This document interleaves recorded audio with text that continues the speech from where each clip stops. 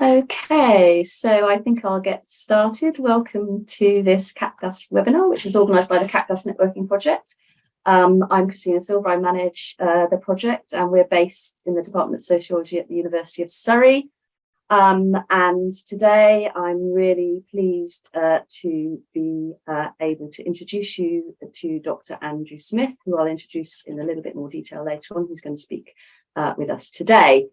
Before I do that, just to remind you that we do run various training courses around the use of digital tools for qualitative and mixed methods analysis. There's a few coming up before the end of the year, and we've also got a few scheduled for next year as well. And we have also got our next webinar coming up in January. So do check out our website. We'll send you all the links later on. And if you're interested in contributing to our webinar series, we're really interested to hear from you if you're using digital tools for your own work, or you want to share some aspect of teaching or developing tools, then do get in touch with us. We're here to raise awareness and have discussions about exactly those issues. So do get in touch. Okay, so on to the business of the day.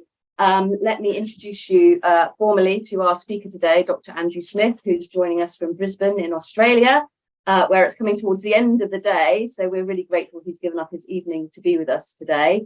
Andrew invented the text analysis tool Lexamanta, which he's going to speak to us about today.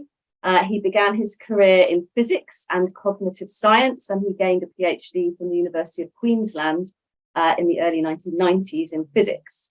He then worked in IT, where he was in close contact with customers, and he developed an interest in the need for designing useful technology for consumers. So these experiences, together with his master's degree in information science, led him to the conclusion that robust computational systems for quantifying and visualizing conceptual information in large text collections was needed, and thus Lexamanta was born. So Andrew works in close, dynamic and flexible team, and he continually developing and supporting Lexamanta. And one of his colleagues, Amy Gibson, is also here with us today. So welcome to you as well. Whilst Andrew is speaking, please do use the chat to post your comments and any questions that you have. We may pose those along the way, or we'll collate them and use them to frame the discussion later on. So I'm really excited to hear more about the underlying methodology and workings of Lexamanta from you, Andrew. So I will pass over to you and let you take the floor. I'll stop my share and then you should be able to share your screen. Okay, thank you, Christina. Hello, everyone. So I'm Andrew Smith, and as mentioned before, I don't know about invent, but I did the R&D for Lexamanta. Probably back in about 2000, actually, I started it.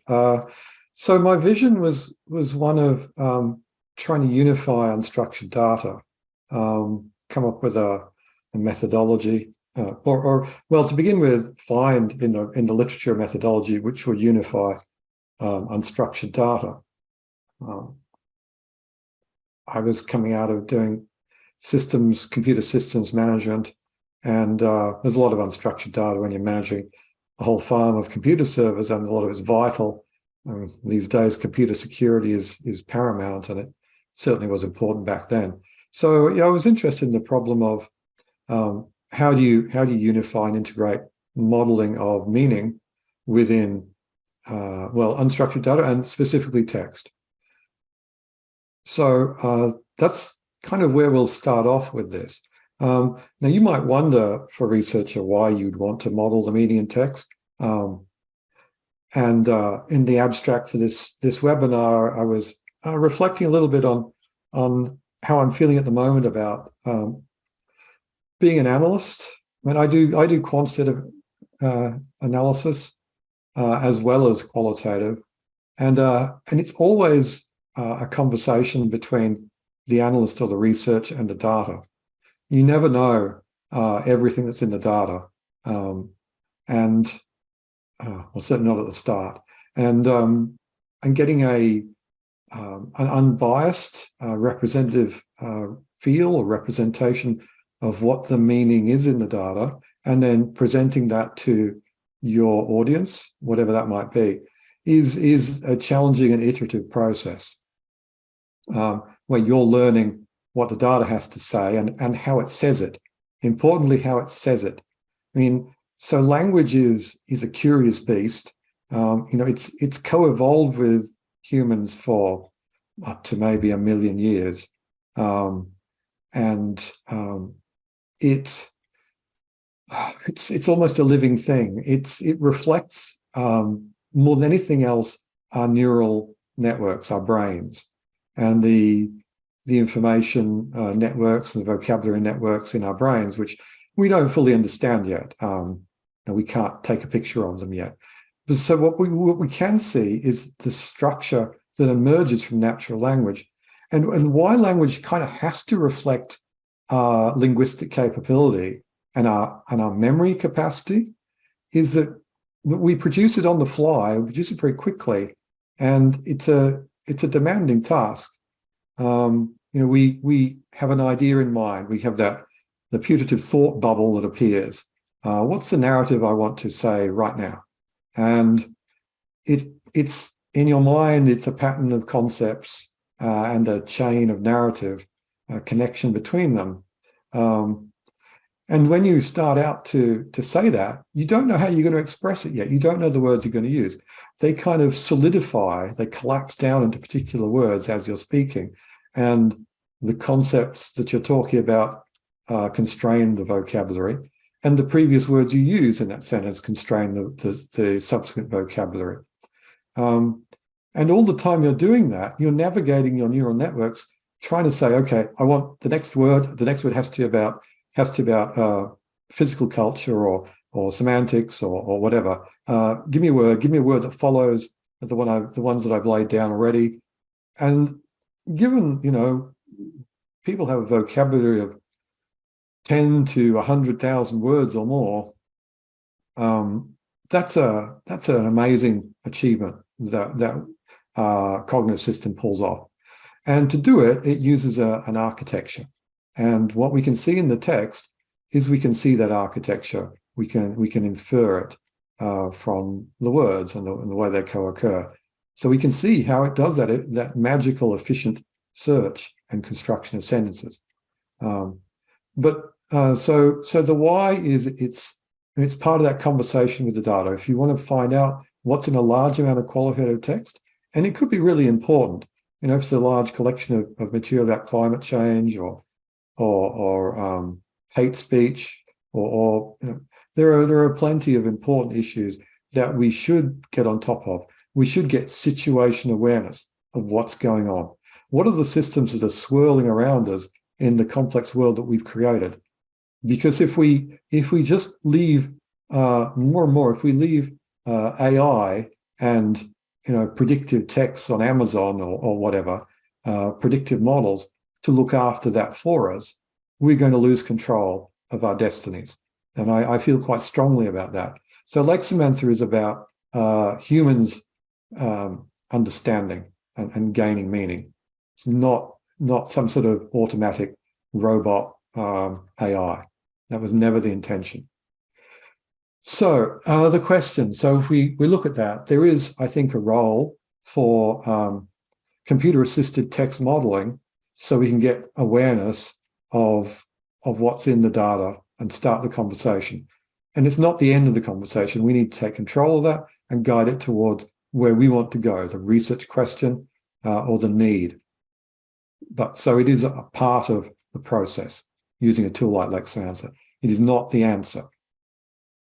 So the question now is, well, for me, back when I was designing it, is, so given that there is a pattern of knowledge within a collection of human language, let's call it a schema. A schema is like a structured model of information. What does it look like? What is the schema that is inherent or latent within, let's say, a collection of newspaper articles or or a collection of research articles. How does it look? What are its attributes? So some researchers of around 2000, 2001, back when I was designing Lexamancer as a kind of a lens or a prism, so you could see what's in text when you're in a hurry. Other researchers were finding out what that schema, what those information structures looked like within text. And it's called a small world network. And so this article here is one of the first, 2001, and they are finding the nature of this schema, and it is a network. And so a network is a collection of links between nodes. So if you hadn't thought about it, a network is made up of connections between pairs of nodes. So you have a set of nodes, and you measure the connectivity between every pair. Now, there might be no connectivity, of course, but you still establish that. So that's a network, and it's a network, but it's a thing called a small world network. And if I know you might remember there was interest in degrees of separation, 6 degrees of Kevin Bacon, that game. So if I want to find someone else in Brisbane, if I want to make a connection to someone else and I don't know them, one way to do it is find someone in my network who knows someone who knows someone who knows them. And how many leaps, how many hops do I have to make to get to any person in Brisbane? And it's a surprisingly small number, probably 3 from my own experience. And that's because this small world network is a particular architecture.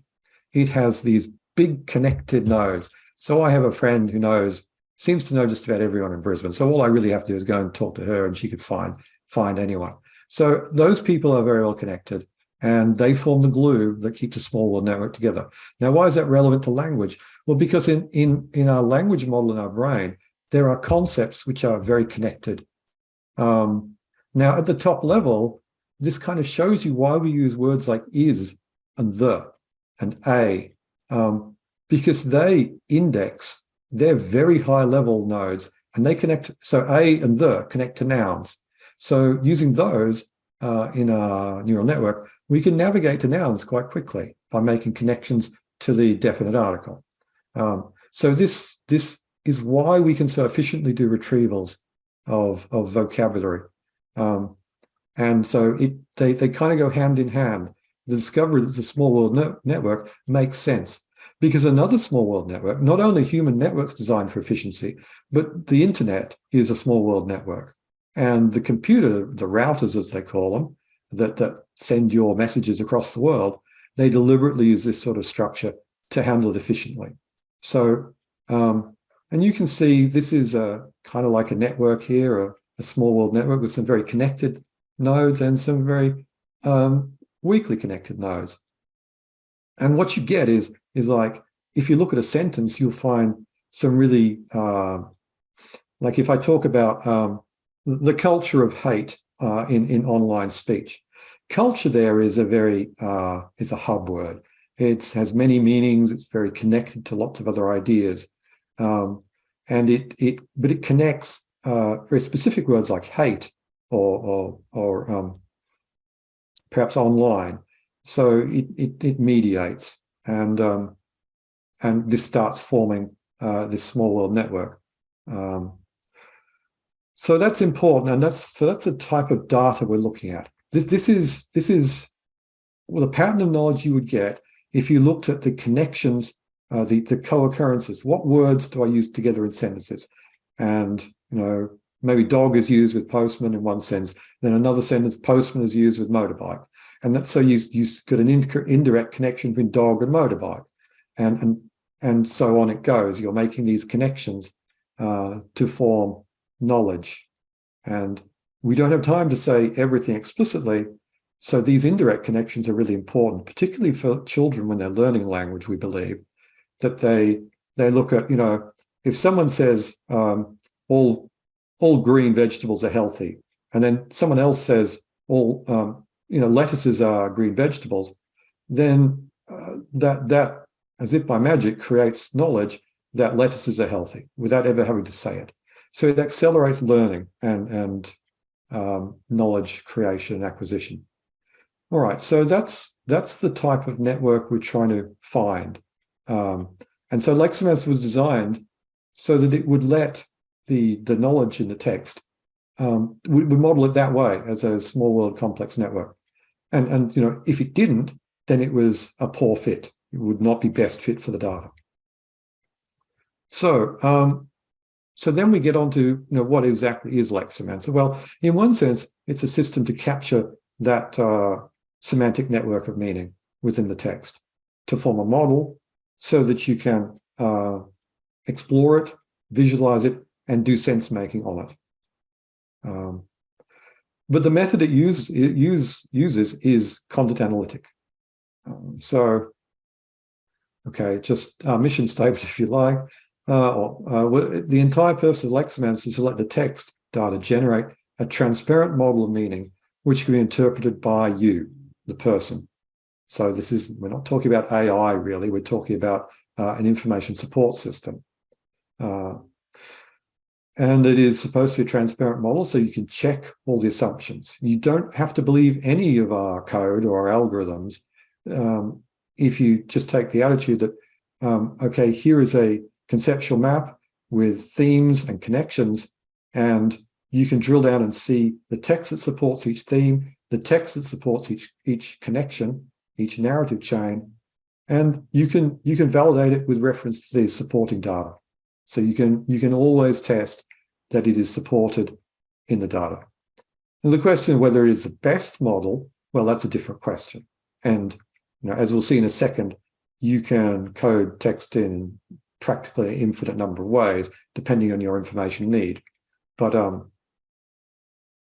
Lexamanta can get you started by giving you a grounded, a data-driven model, and then you can certainly take control of that and choose your concepts or your central theme. So you can continue your conversation with the data. And so Lexamanta is quite efficient for looking at data. And so if you have a lot of text, it can be invaluable for doing your sense making. But that isn't to say it's an easy task. You could perhaps imagine that even a moderate amount of text is a very complex information space, particularly if you have multiple voices, because they're not all agreeing about things. They have different mental models, different worldviews, and also change, right? Relationships change. And if you think about it as actors on the stage, you know, a concept is an actor, but the actors change their relationships with each other and with time. So change with time can also create complexity in the model. Content analysis, if you've never come across it, it's a tool for determining the presence of words or concepts in collections of text. It's used for breaking down the material into a finite number of categories, and we're going to call those concepts mostly, and relations between those in order to quantify and visualize the information contained within the text. Why do we need to break it down into a finite number of categories? Well, because if you have text with 40,000 unique words in the vocabulary, you can't build a model we're using 40,000 variables. It just doesn't work. So if you group those words, the vocab, into little vocab families, like in a thesaurus, families of words which all hang together and mean something like postman or dog or motorbike. Each has a family of words, and if we aggregate those words into their families, we can reduce the vocabulary down to possibly 100 concepts and still capture a lot of nuanced and complex meaning by that means. Now I say here that's reproducible and computable model of a very complex and intuitive information space. So if you have the same data and you set up Lexamanta with the same parameters, someone else does that as well. They should get pretty much the same information schema.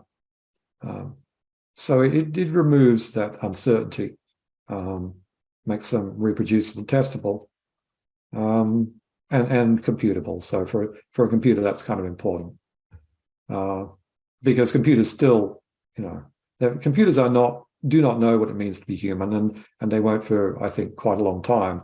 So they don't know your research question, and they don't understand what it means to be hungry or sit in a chair. But they can do interesting things like correlate words that co-occur a lot. And those things are hard for us to do because they're complex memory tasks. So I guess what I'm saying is that the computer can do well what computers do well, and leave to the humans what humans do well, to do the sense making. So over time, there were 3 generations of content analysis, roughly. The first one just looked at frequency. So, how many times is the code propaganda used in certain newspapers month on month, that sort of thing. And you found quite a lot of that, in the 20th century, early 20th century, just looking at the frequency of occurrence and looking at trends in that. Then they moved on to look at relational content analysis. These days, I would prefer to call that concept network analysis. And this gets to that network. So this is kind of why I used content analysis to capture the small world networks, because it has a method to do it. It has this relational content analysis, which what it does, it takes each chunk of text. Let's say it's a paragraph of text. It codes all the concepts which are indicated by the words in the text. And then you can count how many times those concept codes co-occur, each pair of concept codes. And bang, you've got a network, right? So because you're measuring the co-occurrence of pairs of concepts, that gives you a concept network. These network models are nice because they're a little more expressive. What I mean here by expressive and capable of sense disambiguation is that if I see that the concept of culture, which is very general by itself, and I wouldn't analyze a single concept by itself because they're usually too ambiguous. But if it co-occurs a lot with hate, then you can measure it with this, and then you can see the sense that it's being used in. And you might find other uses of the word culture in the same text. And this sort of method will find those because that information lies in the connections. So then content analysts thought, well, we have this network. Can we draw a picture? Can we paint a picture of what the network looks like, a visualization? Because a network doesn't actually have visualization by itself. It's just nodes with connections between them. So they worked out ways to visualize it. It was called cognitive analysis. Modern terminology is projection mapping, multidimensional scaling, and correspondence analysis. You can see all of those. If you go to Wikipedia or the internet generally, you can find those techniques and read a lot about those. And multidimensional scaling is very similar to the Lexamanta concept map method. All right, so when you're doing content analysis, there are key decisions you have to do, and you still have to do them. And it doesn't matter whether you're using paper and post-it notes to do your coding, or whether you're using some tool like Lexamanta. You still have to go and collect your data sample with regard to the population you want to sample and the generality of your predictions, of your recommendations, if you like. Is it just a work group, or is it the whole of the British population? And that of course influences strongly your sampling policy. And Lexamanta can't do that for you, obviously. You need to be aware that sort of technique of coding uses a segment of text as the basic unit of analysis. So Lexamanta by default uses 2-sentence segments of text as its unit for assigning codes. And those sentences, those 2-sentence segments, by default, don't cross paragraph boundaries. So if you have a short paragraph of 1 sentence, then the segment is going to be 1 sentence long. Another key decision, a vital one is deciding what constitutes your concepts. And a content analyst might call that a code book or a dictionary. You might also call it a thesaurus. But it's the set of things you want to measure, the set of ideas you want to measure from your text data. And that decision can change the whole flavor of the analysis. There are two basic ways to do this.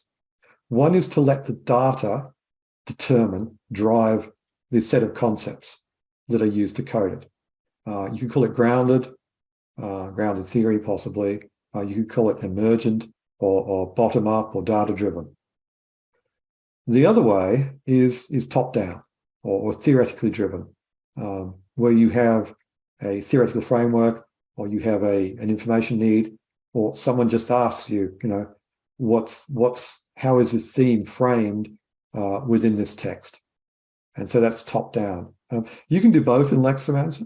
The data-driven is easier, and the reason for that is fairly obvious, that Lexamancer has the data because you've given it to it. So it can use some fairly nice algorithms to determine what are the important concepts within the discourse, within the data, and use that to map it.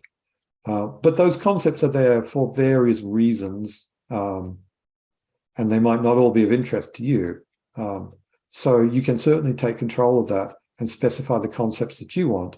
And you can even use a powerful technique called profiling, where you specify the central theme that you want to map, and Lexamancer will discover a code book, a bespoke code book, just around that theme. It's like pointing a telescope at the night sky. You can zoom in on a particular constellation. So all of that is doable, but you have to take over control to do that, because Lexamancer doesn't know what your research question is a priori. So we've talked about a concept, and we've alluded to neural networks and the brain. And we've said that there are sets of concepts, sets of words, which travel together as a pack and are used to describe a concept.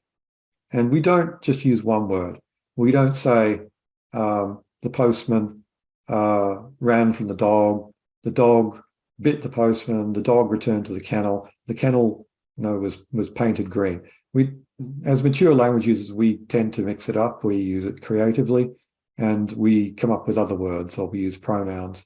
And you can see here in this particular report, there is quite a decent vocab of words which indicate the idea of a firearm is being talked about. And you'll find sentences where that word rifle is not used, but there are other words which indicate that they are definitely talking about a firearm. And so Lexamancer will discover these families of words, and it's called a latent concept discovery, latent semantic indexing, latent semantic analysis, topic modeling. These are all methods that you'll find in the academic literature which do something similar, which is find groups of words which are correlated together and are driven by the concepts in the minds of the authors. So this is a rank list. The score here indicates relevancy. How much is each term predictive of the idea? So the idea is rifle. This is the concept label. These are the words, the lexical items from the text, and this is how predictive they are of this particular concept. And this, of course, depends on the text. And people use time. Vocabulary changes with time around a particular concept, even for the same group of people, because the world moves on. And at this point, there was a certain sports shop where the rifle was bought. There were certain brands of rifle, and a certain person was buying it. But in a different report, there would be a different flavor. So Lexamancer discovers this from the text that you give it. This is not preloaded. Lexamancer does not come preloaded with static vocabulary lists for concepts, because it doesn't work and it's really dangerous. Case in point, someone really wanted me to do that. They wanted me to get Roget's thesaurus and enter lists of words to pre-can some concept word lists, a dictionary. And the word campaign from Roget's was evidence for the concept of battle. But the text that we mapped, that there was a strong signal of battle appeared, and it didn't make sense. And when you looked, the campaign in that text was actually an election campaign. So you can't nail down words like that. They don't mean one thing forever and for everyone. Their meaning is contextually determined, culturally determined by the memory, the experiences of the speaker. So Lexamanta just develops this from the data on the day to give you the maximum accuracy for that. And so you might then ask, well, why do we do this? Well, it's so that the next stage, the coding stage, works. If a piece of text talks about a man like a Carcano, bolt action with a sling, then, and doesn't mention rifle or any of the other words, what Lexamanta does, it looks at those words and predicts, it adds up the numbers for each of the words present and says, okay, there's enough evidence to say that they're talking about a firearm, a rifle. And so it codes it with rifle. And that lets you find implicitly mentioned ideas. Because otherwise, they'd just be keywords, and you'd miss a whole lot of allusions which didn't use the keyword. So it's used for coding. And so coding is the act of classifying a text segment or tagging it or marking it. Marking an essay is an act of coding from a rubric. So, and the code book is used as a guide to determine what concepts should be measured to see where they're present in each text segment. So one thing that we've done with codes is you can count how many times a code occurs, how many text segments it occurs in, and how many times pairs of codes co-occur. So these co-occurrence counts and occurrence counts. If you were doing this yourself, you'd look at intercoder reliability for your human coders. You don't have to do that with Lexamanta because the machine is kind of an automaton in that regard. It will always code. If you have the same data, the same settings, it should code it the same way. And then you make sense of the results in the context of your research question. And of course, you still need to do that with Lexamanta. This is just an example of coding where text segments have been coded or tagged with concepts from the codebook that apply in each case. In this case, they're weighted, in fact. And just noting that this is multi-coded text. So originally, content analysts just gave a single code to a text. So the most strongly indicated would be applied. But then when they went over to relational content analysis, they would code it with all those concepts that applied. And this let them look at relationships. So feeling and manners, here's a co-occurrence. That starts building a relationship between those two ideas. Feeling and male, again, more evidence of a relationship in the narrative. And so once that bookkeeping is done and the co-occurrences of concepts are measured, the basic data structure, the thing that relational content analysis produces is this. You could call it the concept co-occurrence matrix. You might also call it an affinity matrix if you were doing multidimensional scaling. Similar thing, pretty much the same thing. So what it is the concepts down the side, the same concepts across the top, except for this count column. So pipework, natural gas, risk, and you can see those there repeated. And each cell, it tells you, in this example, the co-occurrence count. How many text segments are coded with pipes and risk? And it's 65. This count is you might call it the marginal, but what it is these are the co-occurrence counts. These are the occurrence counts. So this is simply how many text segments does pipework appear in, 1713. You can see it again, it's repeated there. And then we can start seeing co-occurrences. Pipework and natural, 214. So that's the underlying data structure. And you can export that from Lexamanta if you want to do your own analysis on it. Lexamanta produces some reports which then exploit this to present it in perhaps more user-friendly and informative ways. The big one there is the concept map. So this turned into this is a network. So while I call this a co-occurrence matrix, this is also a classic way of recording a network. You can see you're recording the connections between pairs of concepts in every cell. That is, in every sense, a network. So then how would you visualize a network? Well, a concept map seems to be the easiest, most intuitive way to do it. And here's an example of a concept map, just to get us started. This is not a Lexamancer concept map. This is from market research, taken from focus groups, I believe.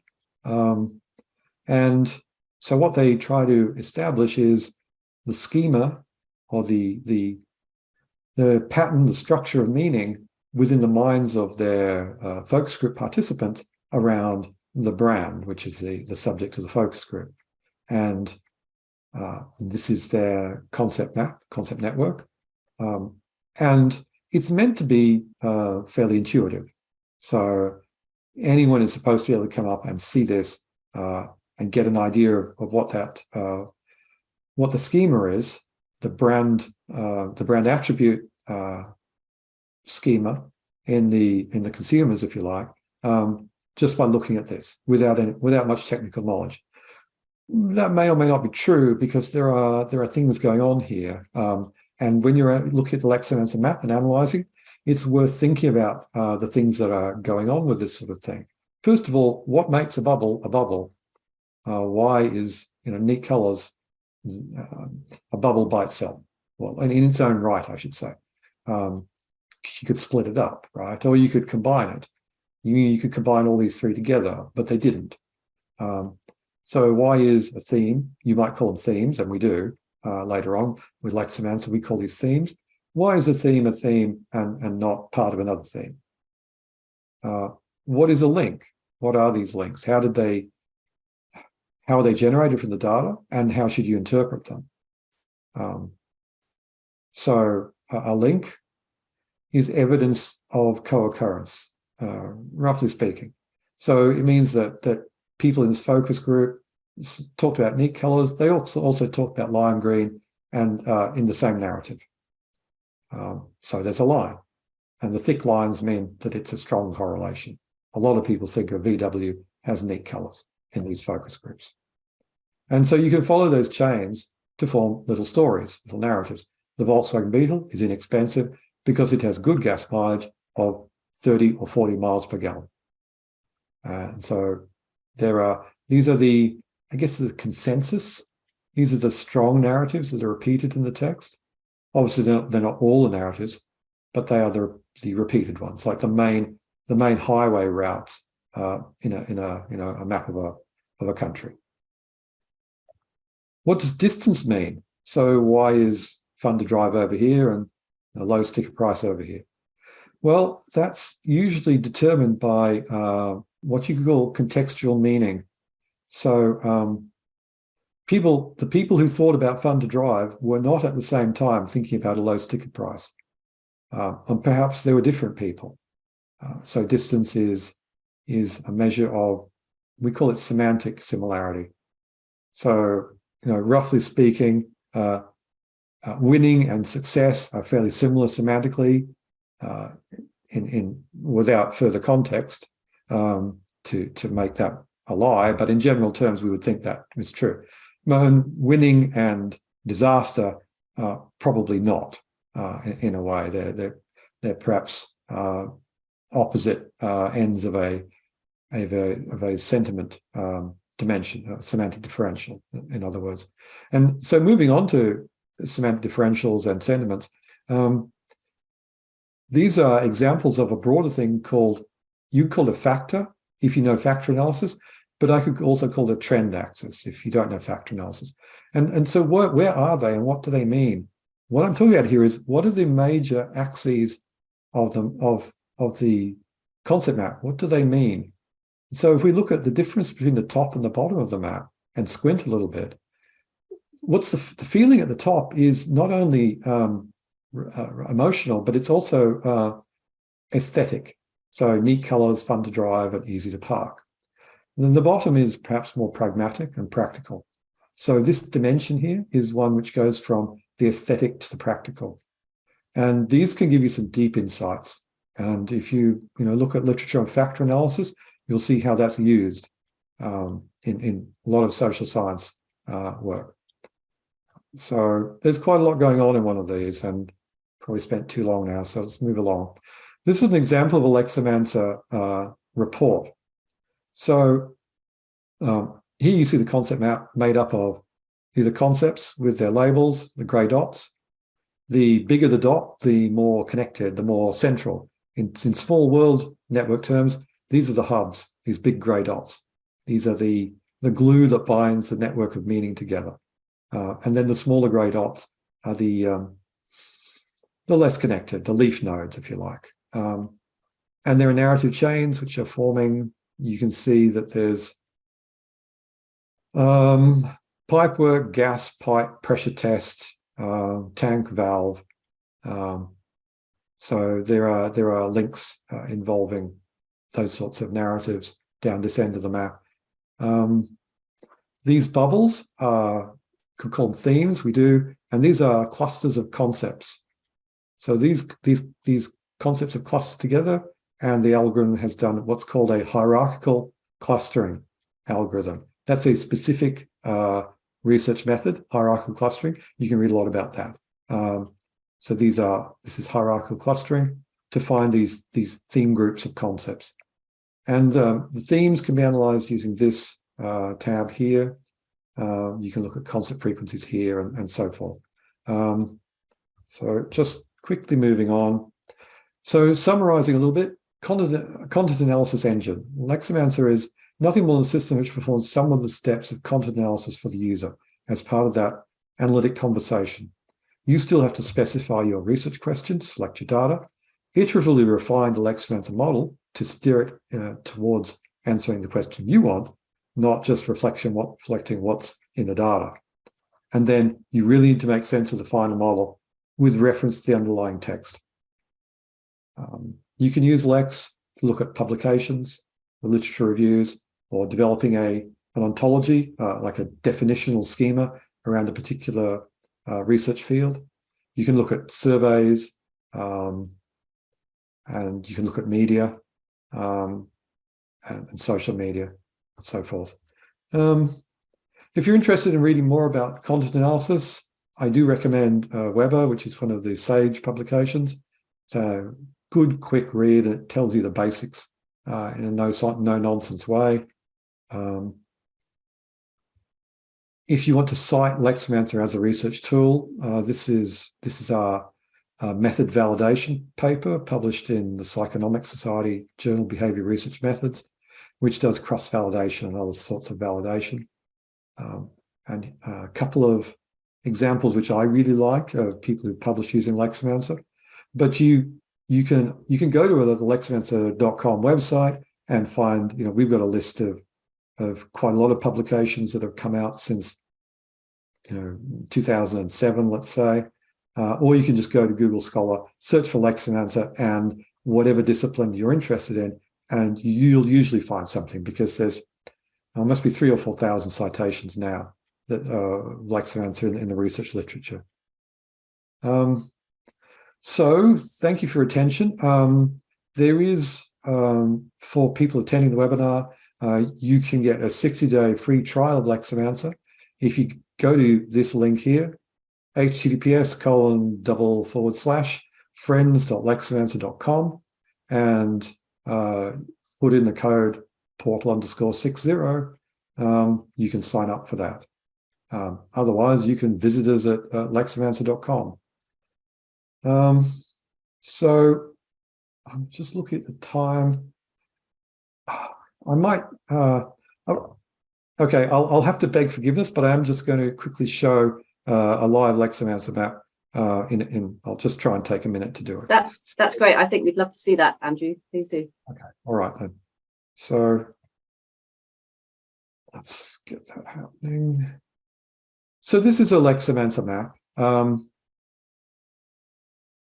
And this is live. So So the first thing you'll see when you start Lexamanta, and so this is my collection of projects. A project is like a view of a data set. And you can have multiple views of the same data set. And that's part of that, refining your view of the data to get closer to the model that you want, taking control of the model. So I will usually create 2 or even 3 projects on the same data set.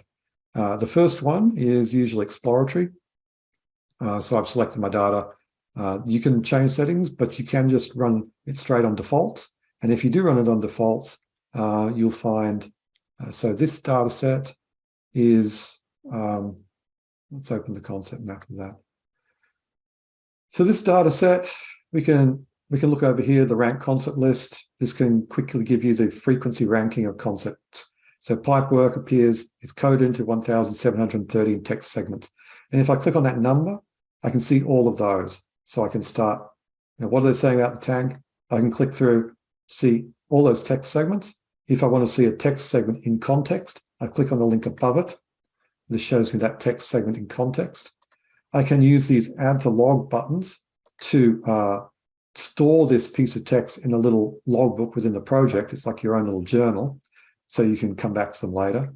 Or you can export them as plain text to drop into your document. So that supports the sense making. So that was looking at a single concept. But if I click on let's click on safety, the name of the concept. If I click on that, I can see the things that are related to it. So this is this concept co-occurrence matrix, the network. Now I'm seeing the links from the concept safety to the other concepts that it's connected to. So safety and information, safety matters, safety and control. So there is a reasonably strong link between safety and control in this data. And if I click on 37, that's the number of text segments where that connection is found. I can start doing sampling the text, reading till saturation on that topic to explain that. So again, it's that sense making. So that's looking at individual concepts. If you're curious about where you can see the latent concept definitions, that's in the thesaurus. So here's the building concept, and that's the name of the concept. Here I can see the list of words, the vocabulary that's used to predict and make up that idea. So there are text segments in here which contain some other words, are not the word building, but are still coded with building because this thesaurus is predicting that they are indicating that meaning. So you can see a very distinct flavor for this concept of building. This, by the way, this is a Royal Commission. The data is a Royal Commission to an explosion in Glasgow, which demolished a building in a factory. So that's hence the flavor of this concept of building. So these connections between the concepts, these are like rubber bands or springs, and they generate this concept map. So there are tools you can hide turn off the hierarchical clustering and look at the underlying concept network. You can look at the links. So if I want to look at, let's drill in a bit. Here's explosion. Explosion connects to fire and basement disaster. And so we can do a directed reading about that. If you're a legal counsel, you could, safety and responsibility are quite important here. So I can see responsibility, and that speaks to negligence. So you could look at responsibility of the supplier and do a directed reading around that. So it's designed to generate hypotheses on this concept map for you to follow into the text to do a sense-making activity. It also will show you the space of the possible. So within this data, this shows you the principal concepts and themes in the data and how they're worded, right? So it's telling you that the vocabulary used to describe health and safety in this data. So that then when you move on, you're informed. You're informed not only what's there and what's not there in the data, but also how it's expressed. So when you create your own concepts, you can use what you've discovered in the exploratory map to then move forward with confidence that you're capturing, using the best vocabulary to capture the concept that you're interested in from this data, that conversation. Or I could use all hierarchical clustering and no themes, no concept labels. And this speaks to those factors or dimensions. And at a high level here, I can see that there is a triad operating of the theme of paragraph, the theme of pipework, and the theme of company. These are clusters of concepts. Now, be very ready to rename these themes. The name of a theme is simply the most connected concept within it. But you should make it your job, if you remember nothing else, is to do your sense making to come up with a better name for each theme. And for me, paragraph is best expressed as legal procedure, legal process, or evidence taking, because that's what mostly it's about in here if you have a look at it. Whereas this is about the engineering reality, and this is about the company and the responsibility and role of the company. And taking it further, this is an example of how lawyers in a courtroom are imposing their will, if you like, on the real world, in this case, to try to control risk. And how do they do that? They use health and safety guidelines, and they use compliance. And the question is whether the company or the companies followed the regulations and were compliant. So Lexamanta can give you quite a high and insightful view, but you have to do a little bit of work. It's cognitively not a cakewalk. It's not a walk in the park, but it will get you there. Anyway, so that's Lexamanta in a very, very small nutshell. That's fabulous, Andrew. Thank you very much. That was super interesting and engaging. It really layered up my understanding of the types of content analysis and logics and workings of Lexamanta. So thank you very much. As you know, at the CAQDAS Networking project, one of the things that we're particularly interested in is the relationship between analytic method and technology. So you hit that nail on the head in that respect. So thank you very much. There are a few questions in the chat. In fact, there was a little bit of a discussion going on in the chat whilst you were speaking. George asked a few questions, and I think Wendy has replied. But George, do let us know if you wanted to follow up any of that in this discussion with Andrew. And Eli also had a question about how refinement takes place. I'm not sure if that was also answered, but maybe you could speak to that a little bit, Andrew. Yes, I can show you. I'm not going to pretend that this is training you. Training takes a little longer, but I can show you how you would do it. So if I want to refine this map, so there are several ways you can do it. So we can see that there's a set of concepts. There's a code book. So these are the concepts. These are the evidence terms for each concept. And if I look at corrosion, I can see a very particular vocabulary around corrosion there as well. Now, things you can do. First of all, you might want to take a concept off the map. In content analytic terms, perhaps there are concepts in the code book that you don't want used. You don't want to code them into the text. You just don't care. So you tell your research assistants, if it was done in human terms, don't code with certain concepts. And in Lexamanta, you can do the same thing. So we can go into concept coding settings, the balance scales here. And here is these columns on the right contain my code book, what's available to me. It's like an artist's palette. What are the colors I can use to paint each of the narratives? And you can choose which the set of colors you would like to use.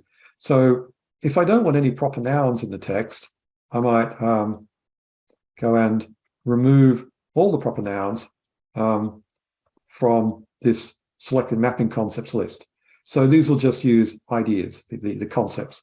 And maybe I don't want all of those either. So I'm going to take the wildcard out, which is in there by default. And then I'm just going to cherry pick individual concepts. If I want most of them, I would go and use the tick box at the top to select them all, put them all in the list, and then go and remove the ones that I don't want coded. So let's say I don't want those.